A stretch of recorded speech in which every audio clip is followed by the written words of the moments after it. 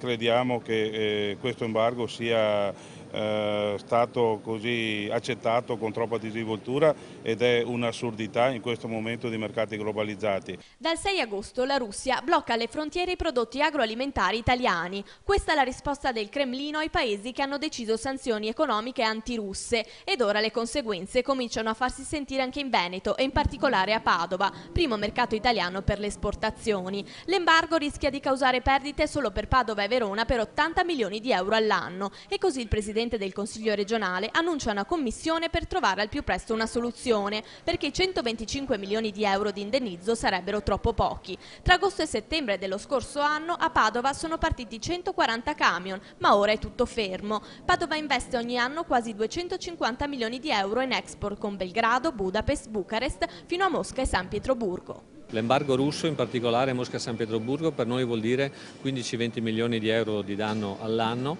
ma il danno maggiore è che avendo precluso l'esportazione, avendo via libera i nostri concorrenti maggiori, penso alla Turchia, loro si insedieranno in Russia, svilupperanno contratti commerciali e quando e se rientreremo i danni ormai saranno permanenti. A soffrire il mercato dei prodotti di qualità, come quello dei consorzi Grana Padano e del prosciutto San Daniele. L'anno scorso sono stati importati in Russia ben 12 milioni e mezzo di chili di formaggio. Nei primi mesi del 2014 il trend positivo segnava una crescita del 14%.